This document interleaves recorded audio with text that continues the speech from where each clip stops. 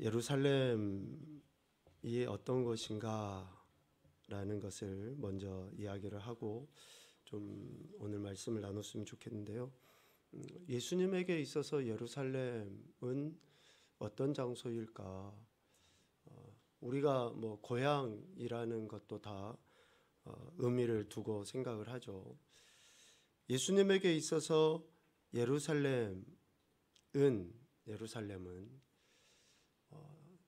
자신의 인생을 마무리해야 할 장소로 여겨지죠.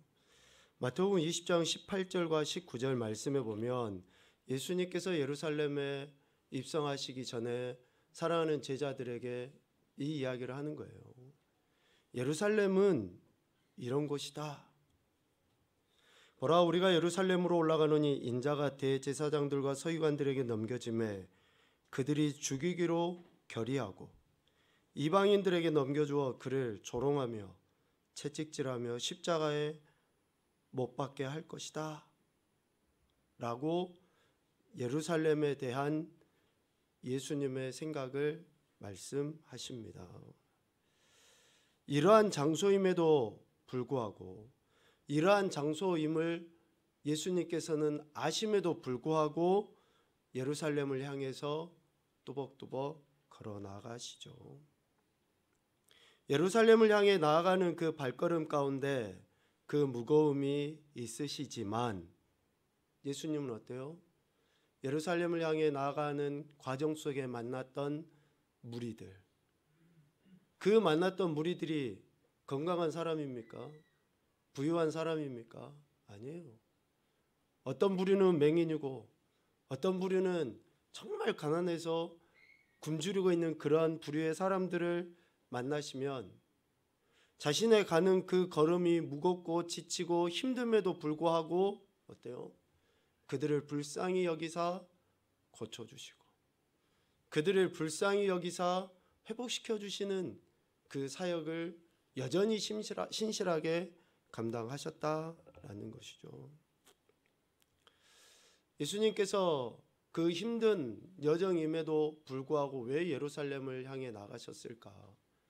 그것은 예루살렘이 가진 본래의 의미를 회복시키시기 위함이다라는 것입니다. 예루살렘은 히브리어로 예루와 살렘의 합성어입니다. 예루라는 히브리어 단어는 터, 기초라는 그런 의미가 있어요. 그리고 살렘은 아시는 것처럼 샬롬, 평화, 화평, 평안입니다. 그래서 예루살렘이라는 그 이름의 의미는 평화의 도성이라는 의미죠. 견고한 평화가 있는 장소가 예루살렘이에요. 그 어떠한 외부적인 또 내적인 혼란이나 힘듦이 있다 할지라도 예루살렘은 항상 평화가 있어야 되고 화평이 있어야 될 장소가 예루살렘이라는 거예요. 그런데 지금 예수님께서 향해 나아가고 있는 그 예루살렘은 어떤 것입니까? 또 그 예루살렘 성 한가운데에 있는 성전은 지금 모습이 어떤 모습입니까? 도저히 평화라는 것은 찾아볼 수 없는, 화평과 안정은 찾아볼 수 없는 그러한 장소가 지금의 예수님께서 걸어가시는 그곳인 예루살렘의 모습이다라는 거죠. 오늘 우리가 읽은 마태복음 21장 12절 이하에 예루살렘, 그 가운데 있는 예루살렘 성전의 모습을 예수님이 말씀하시죠. 전혀 평화와 화평과는 상관없는 타락해버린 그곳, 성전이 어떤 곳입니까? 그런데 예수님께서 성전에 들어가셔서 보시니 성전 안에는 매매하는 모든 사람들이 있었고 돈 바꾸는 사람들이 있었고 비둘기 파는 사람들이 여기저기 흩어져서 소위 말하는 시장 북새통이 돼버린 거예요. 시장 북새통 이런 단어 자체를 폄훼해서 하는 이야기가 아니라 예루살렘 성전은 그러한 장소가 아님에도 불구하고 그렇게 되어져 버렸다라는 것을 이야기하는 것이죠. 예루살렘에 있는 성전 곧 하나님의 집은 이러한 곳이 되어야 한다라고 이미 이사야 선지자를 통해서 하나님이 말씀해 주셨음에도 불구하고 지금의 예루살렘과 예루살렘 성전은 그러한 모습과는 전혀 상반된 모습으로 타락해 버린, 그리고 앞서 이야기했던 것처럼 예루살렘에 들어가면 예수님은 거기에서 육신의 생명을 마쳐야 될 그러한 도시로 전락해 버렸다라는 것을 이야기하시고 있습니다.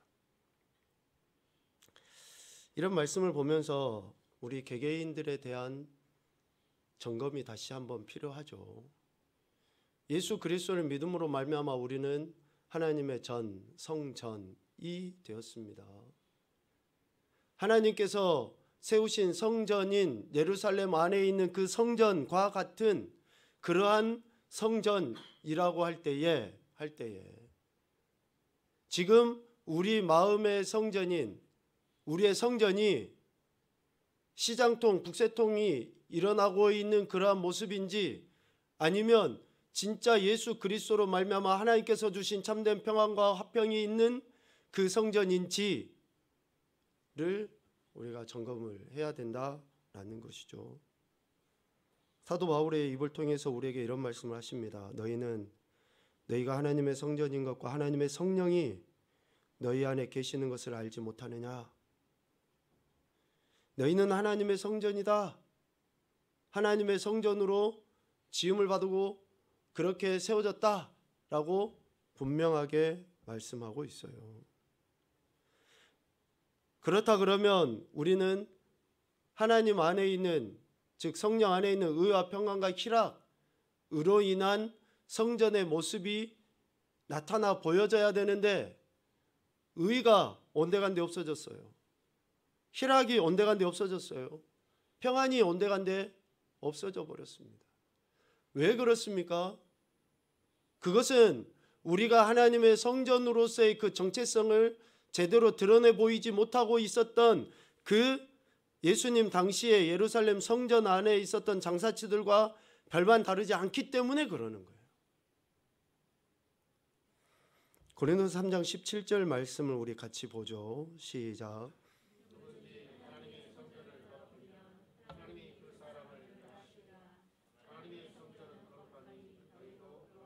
아멘. 하나님의 성전을 지금 더럽히고 있는 그들의 모습이 오늘 저와 여러분의 모습 안에는 없는지 다시 한번 살펴야 된다라는 것이죠. 왜 이렇게 예루살렘에 대한, 또 예루살렘 성전에 대한 이야기를 하는가? 예수님께서 궁극의 목적은 예루살렘 성에 입성하는 것입니다. 그곳에서 십자가를 지시고 죽임을 당하셔야지만이 모든 인생에 참된 평화를 허락하실 수 있기 때문에 그러는 거예요. 예수님이 예루살렘에 입성하심의 목적은 진정한 예루살렘을 이루시기 위함, 즉 모든 인생들에게 진정한 예루살렘을 허락하시기 위함이라는 것이죠. 그래서 예수님께서는 예루살렘에 입성하시는데, 오늘 마태복음 21장에 보면 예수님이 예루살렘에 입성하실 때의 그 광경을 잘 묘사해 놓고 있습니다. 평화가 사라져버린 하나님의 도성 예루살렘에 예수님께서는 참된 평화를 주시기 위하여 입성하시는데, 그 입성하실 때 모습이 어떻습니까? 가장 겸손하고 가장 어쩌면 사람들이 손가락질 할 만한 그런 모습으로 입성하셔요. 5절에 보면 시온 딸에게 이르기를 네 왕이 네게 임하나니 그는 겸손하여 낙이 곧 멍에 매는 짐승의 새끼를 탔도다. 스가랴 선지자의 말씀을 인용해서 예수님께서 이 말씀으로 예루살렘에 입성하시는 거죠. 이 말씀 그대로. 이 광경을 바라보는 많은 무리들이, 그 무리의 대다수가 어떻게 합니까? 그들의 겉옷을 길에 펴고 또 다른 이들의 나뭇가지를 베어서 길에 펴고 앞에서 가고 뒤에서 따르면서 그들이 소리 높여 찬양해요. 호산나, 다윗의 자손이여 찬송하리로다 주의 이름으로 오시는 이여. 우리가 아는 것처럼 호산나는 구원하소서라는 그런 의미가 있는 거죠. 예수님께서 이스라엘의 대표적인 왕된 다윗의 후손으로서 이 땅에 오신 왕 되심을 많은 무리들이 지금 선포하고 있는 거예요.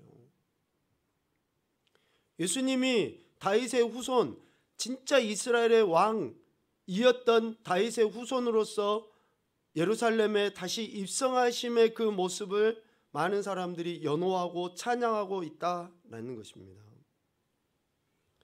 이렇게 예수님이 겸손의 왕으로 예루살렘에 입성하시는 것을 많은 무리들이 지금 영접하고 있는 겁니다. 영접하고 있는 거예요. 그런데 21장 10절 말씀에 보면 10절에 보면 예수께서 예루살렘에 들어가시니 온 성이 소동하여 이르되 라고 이야기합니다.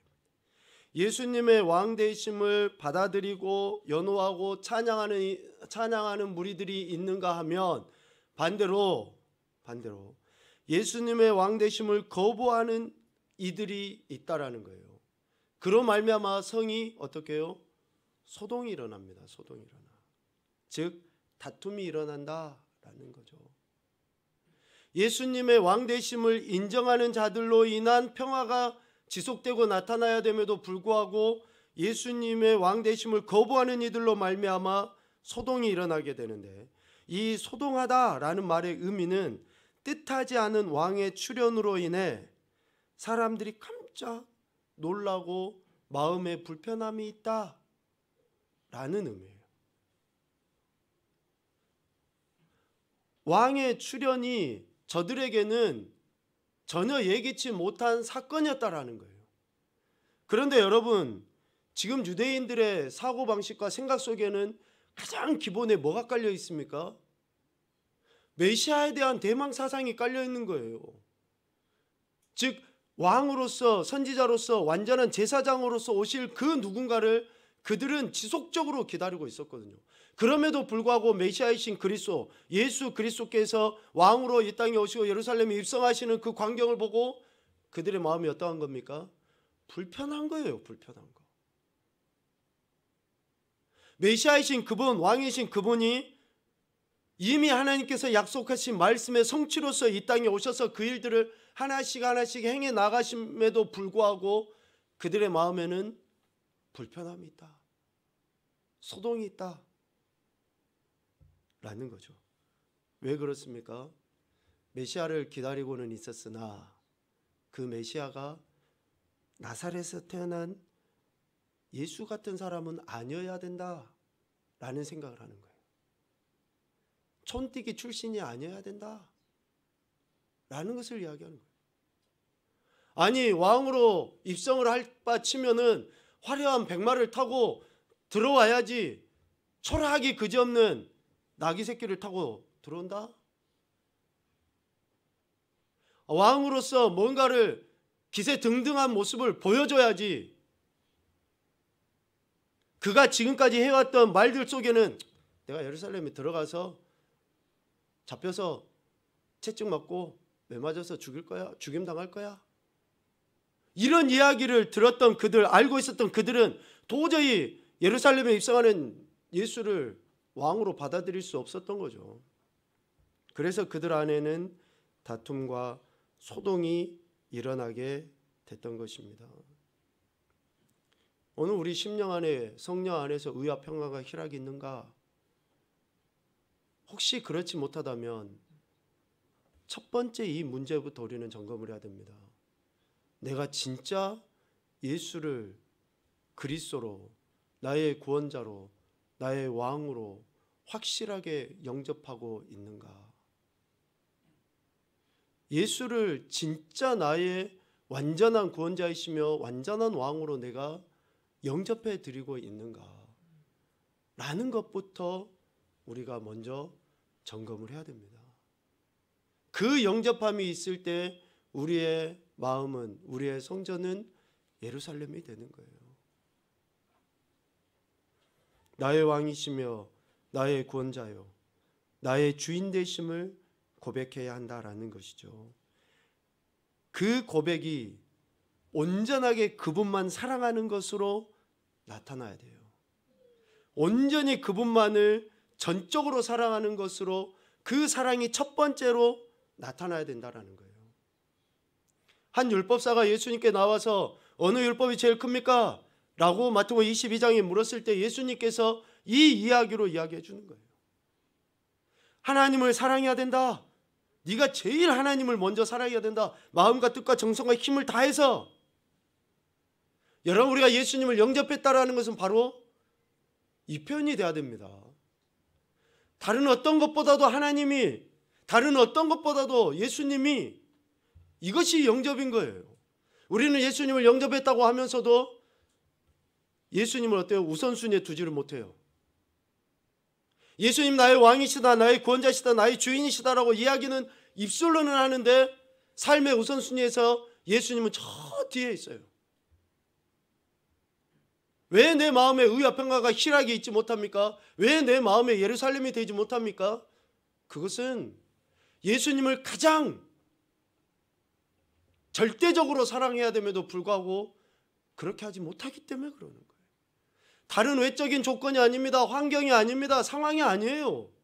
돈이 없어서요? 아닙니다. 건강하지 못해서요? 아닙니다. 내 마음에 진짜 예수님을 나의 전부로 영접해드리지 못한 내 믿음 없음 때문에 그런 거예요. 우리 마태복음 22장 37절 말씀을 저와 여러분의 고백으로 하나님 앞에 올려드리겠습니다. 시작. 예수께서 이르시되 네 마음을 다하고 목숨을 다하고 뜻을 다하여 주 너의 하나님을 사랑하라 하셨으니 아멘. 이렇게 우리가 온 마음을 다해서 예수님을, 하나님을 사랑하는 것, 즉 예수님께 굴복하고 그분의 말씀을 받아들이는 것, 내 인간적인 생각을 예수 그리스도의 말씀에 의해 굴복시켜버리는 것, 설득당해버리는 것, 이것이 가장 먼저 우리 안에 있어야 한다라는 거죠. 여러분, 우리 인생이 누리는 최상과 최고의 축복이 뭡니까? 그분께 굴복하며 사는 거예요. 예수님께 굴복하며 사는 겁니다. 시작. 여러분이 최고로 누릴 수 있는 축복은 뭐냐면요, 여러분의 소견대로 살아가고 세상이 원하는 방식대로 살아가는 게 아니에요. 그래서 혹시 좀 돈도 많이 벌고 조금 더 명예도 높아지는 그런 게 문제가 아니라 우리 인생에 누릴 수 있는 최상과 최고의 축복은 예수 그리스도께 굴복하는 거예요. 굴복하는 거. 다시 말하면 그분의 종으로 살아가는 거예요. 그래서 우리가 예수님의 말씀에, 예수님의 예루살렘 입성하신 모습에, 예수님이 행하시는 것에 설득당해지는 것이 최고의 축복이다라는 거죠. 그러기 위해서는 가장 먼저 어떻게 해야 됩니까? 예수님께서는 나에게, 예수님께서는 오늘 우리에게 무엇이든지 명령하실 수 있는 분이십니다는 인정이 있어야 돼요. 다시 말씀드립니다. 예수님께서는 나에게 무엇이든지 명령하실 수 있는 분이십니다는 그 인정과 고백이 있어야 돼요. 우리 인간관계는 어때요? 어른이 아이에게 뭔 말을 할 때도 그 아이의 기분 상태라든지 감정이나 또 상황이나 여건을 생각해서 내가 이야기하면 될까 안 될까 이런 생각을 해요. 그리고 혹 내가 지금 상태가 별로 안 좋은데 누군가가 내게 권면이라든지 어떤 명령이라든지 하면 어떻습니까? 기분 상해버려요. 예수님은 우리가 인간처럼 똑같이 취급을 하려고 그래요. 여러분, 결코 그렇지 않습니다. 예수님은 나의 상황이, 나의 환경이, 나의 형편이 어떠하든지 간에 상관없이 예수님은 내게 무조건 명령하실 수 있는 분이십니다. 왜요? 그분은 절대 주권자이셔요. 그 절대 주권도 가장 핵심 바탕에 뭐가 깔려 있습니까? 사랑이 깔려 있어요. 사랑이 깔려 있어서 그 사랑에 의해서 내게 어떤 말씀도 해도 날 위하는 말씀이지, 네 고통당해봐, 네 힘들어해봐 라고 하시기 위해서 우리에게 명령하신 게 단 하나도 없다라는 거예요. 아멘입니까? 그래서 그분이 우리에게 하시는 그 어떤 명령도 우리는 무조건 아멘이어야 되고, 그분이 하실 수 있는 모든 명령은 우리는 무조건 명령하실 수 있음을 우리는 인정해야 돼요. 인정해야 돼요. 예루살렘에 입성하신 예수님께서는 성전에서 매매하는 사람들을 내쫓아버리시죠. 돈 바꾸는 사람들의 성과 비둘기 파는 사람들의 의자를 둘러 엎어버리셔요. 이것을 여러분 오해하지 마십시오. 예수님께서 가는 곳곳마다 분란을 일으키고 뭐 다툼을 일으키네, 그게 아니에요. 저들이 예수님의 명령, 하나님의 이미 이전에 하셨던 명령, 내 집은 만민이 기도하는 집이 될 것이다, 되리라 라고 하신 그 명령을 거역하니까 그 명령에 대해서 예수님이 그들을 설득시키시는 거예요. 설득시키시는 거. 예수님이 그냥 괴팍해서 그런 게 아니에요. 성전에 대한 하나님의 분명한 명령이 뭐였습니까? 이사야 56장 7절에 이미 이사야 선지자를 통해서 이렇게 명령하셨어요. 내가 곧 그들을 나의 성산으로 인도하여 기도하는 내 집에서 그들을 기쁘게 할 것이며 그들의 번제와 희생을 나의 제단에서 기꺼이 받게 되리니 이는 내 집은 만민이 기도하는 집이라 일컬음이 될 것임이라 라고 이사야 선지자를 통해서 분명하게 말씀하셨어요. 지금 예루살렘 성전은 이사야 선지자의 예언의 말씀처럼 만민이 기도하는 집이 됐었어야 되고 돼야 돼요. 그런데 지금 그곳은 기도하는 집이 아니라 장사치의 소굴이 돼버린 거예요. 강도의 소굴이 돼버린 거예요. 그래서 예수님께서 그 명령을 지키지 아니하는 어리석은 인생들에게 이것을 깨닫게 하시는 거예요. 깨닫게 하시는 거. 장사치들을 쫓아내시면서. 여기서 만민이 기도하는 집이라 라고 하신 단어는 명령형입니다. 명령형. 내 집은 만민을 위하여 기도하는 집이 되어야 한다. 너희는 그렇게 만들어라 라고 하신 명령형입니다. 일컬음이 될 것이다 라는 것은 미래형의 말씀이에요. 미래형. 그러니까 우리가 만민을 위하여 기도하는 집이 되면 많은 사람들이 성전을 보고 뭐라고 할까요? 저기는 사람들 위해서 기도하는 장소야. 저기는 정말로 하나님의 영광이 있는 곳이야 라고 사람들이 그렇게 이야기를 하게 된다라는 거예요. 하게 된다라는 거예요. 그러니까 우선은 뭡니까? 우리가 성전으로서 만민을 위하여 기도하는 집이 되라고 하신 그 명령에 우리가 먼저 순종하는 거예요. 그런데 저들이 그 순종에는 아랑곳하지 않고 어때요? 강도의 속으로 만들어버린 거예요. 그래서 그 명령형에 대한 순종의 태도가 있을 때에 만민이 기도하는 집이라고 모든 사람들이 그렇게 불리는 그런 영광을 얻게 된다라는 것이죠. 그래서 첫째로 하나님의 성전에 대한 우리 인간의 태도가 어떠한지를 예수님께서는 지금 점검하고 계시는 겁니다. 성전으로서의 우리 인간의 태도, 지금 내가 성전을 어떻게 대하고 있는지, 내 심령을 내 스스로 지금 내가 어떻게 갖고 가고 있는지.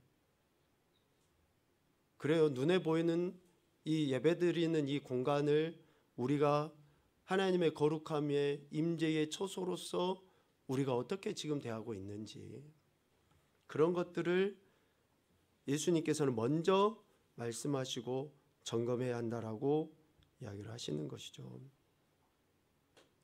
이 명령에 우리가 순종함으로 모든 사람으로부터 그렇게 일컬음을 받아야 한다라고 이야기했죠.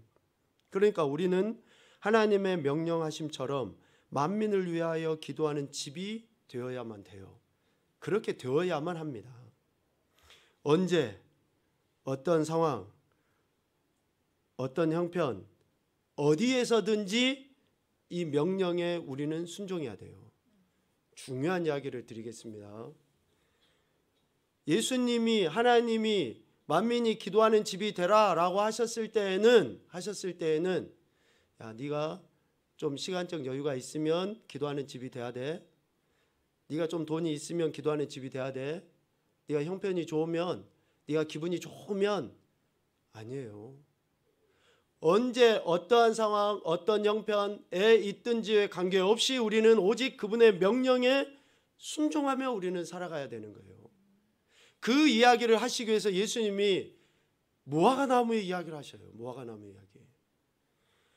마태복음 21장 18절 이하에 성으로 예수님이 다시 들어오실 때 시장하셨어요.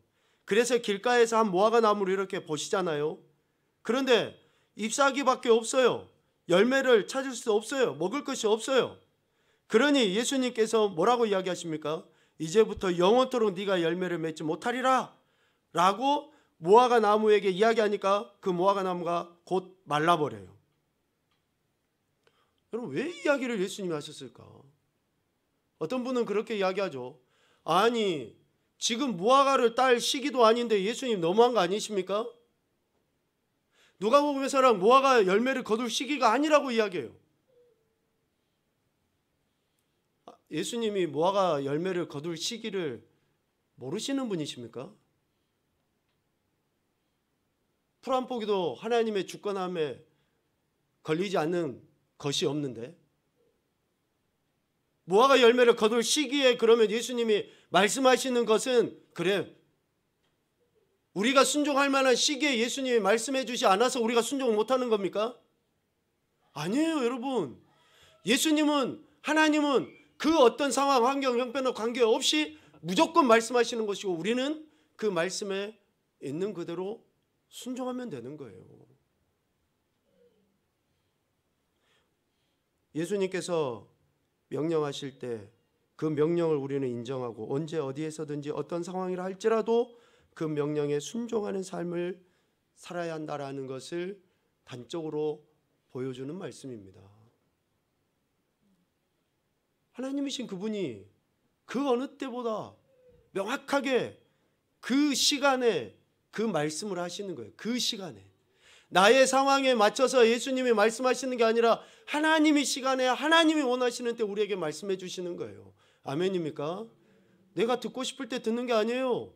모르겠습니다. 지금 이 설교도 여러분들이 귀에 들어서 마음에 새겨지는지 어쩐지 모르겠지만 이것은 지금 내가 듣고 싶지 않아. 그러실 수도 있어요.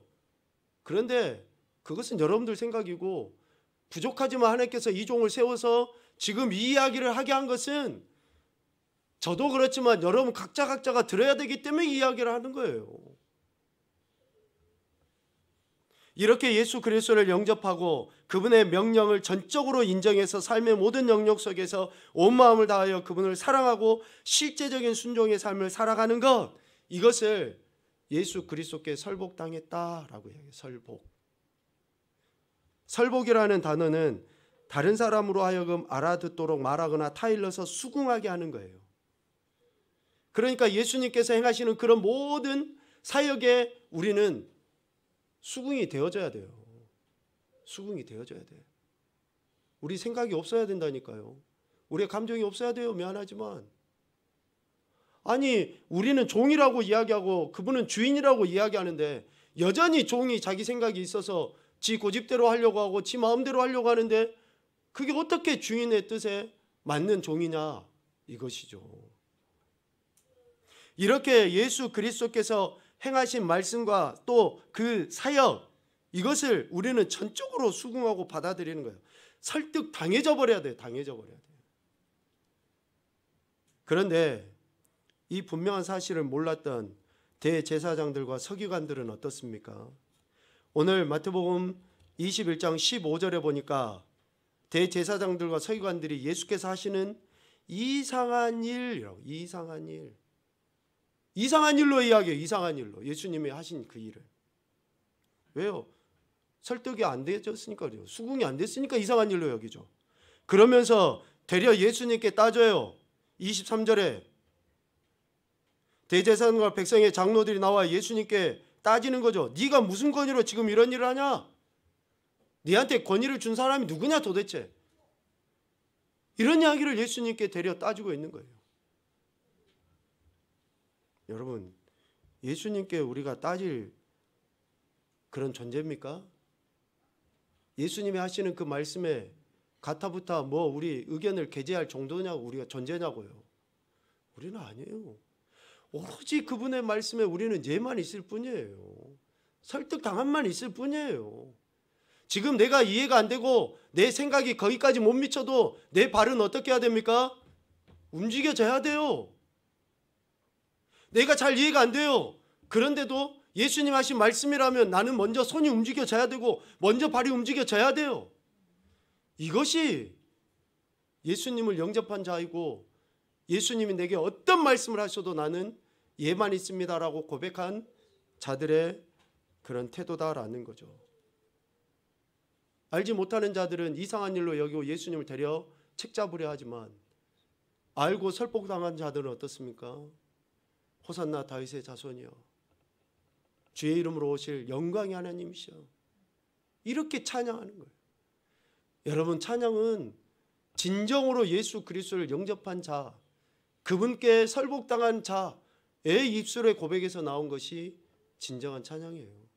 노래 잘해서 찬양하는 거 아닙니다. 찬양은 그분의 존재와 사역을 전적으로 신뢰하고 인정하는 자들의 고백이 찬양인 겁니다. 3월 달에 우리가 설득의 품성을 이야기하는데요.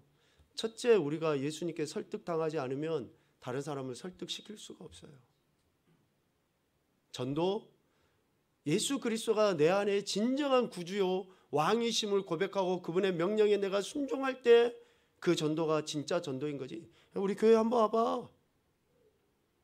이게 전도입니까? 삶이 뒷받침이 안 되는데 진짜 내가 예수님을 나의 구원자, 나의 왕으로 영접했는지, 그분께 설득당했는지, 이것이 전제가 되지 않으면 설득은커녕 되려 다툼만 일어납니다. 되려 내가 가는 곳곳마다 그 성을 혼란스럽게 만들어요. 소란스럽게 만들어요. 입술로는 예수 예수야 하는데 내 삶의 모습이 그 사람들을 설득시킬 만한 삶이 되지 못해. 예수 저 사람처럼 믿으려면 나는 교회 안 다닐란다. 저 사람 교회 다닌다고? 어떻게 설득을 시킵니까? 어떻게 우리가 그들에게 예수 이름을 전하며 소위 전도라는 걸 할 수 있습니까? 니나 잘해. 이런 이야기를 듣고 있는 내가 어떻게 그 사람들을 설득시킬 수 있냐고요. 예수님께 내가 설득당하지 아니했는데 어떻게 다른 사람을 설득시킬 수 있죠? 그래서 우리가 예수 그리스도를 나의 마음의 왕자에 모셔드렸다. 또 내 마음에 진정한 예루살렘, 평화의 도성이 임했다라는 것을, 또 내가 만민을 위하여 기도하는 집이라라는 이런 정체성을 내 삶에서 드러내 보임으로 말미암아, 즉 예수님께 설복당했다라는 것을 내 삶의 현장에서 드러내 보임으로 말미암아 다른 이들과의 다툼이 아니라 그들을 설득시켜 나아가고 그들이 진짜 하나님 앞에 다시금 나와 설복당하게 하는 그런 역사를 이뤄가게 되는 것입니다. 하나님은 모든 사람이 구원을 받으며 진리를 아는 데 이르기를 원하셔요. 모든 사람이에요. 모든 사람. 그래서 이러한 하나님의 마음을 온전하게 깨달았던 우리 믿음의 선진들, 특별히 사도 바울은 시간과 장소를 가리지 않고 남녀노소 빈부귀천을 가리지 않고 누구에게든지 자신이 예수 그리스도의 종인 것을, 그분께 설복되고 설득당했음을 그는 언제 어디서든지 나타내 보였어요. 언제 어디에서든지. 그 열매가 지금 당장 맺히지 않는다 할지라도, 그 열매가 지금 당장 어떤 순간에 주어지지 않는다 할지라도 예수 그리스도는 그렇게, 사도 바울은 예수 그리스도를 그렇게 증거하며 설득하는 작업을 쉬지 않았다라는 것입니다. 사도 바울의 이러한 권면과 같이 오늘 저와 여러분도 삶의 현장에서 실제적으로 설득의 품성을 발휘할 수 있도록 먼저는 예수 그리스도께 설복하고 그 설복됨이 삶의 현장에서 드러나는 삶이 되실 수 있기를 소망합니다. 디모데서 4장 1절 2절 말씀을 읽고 마치도록 하겠습니다. 시작.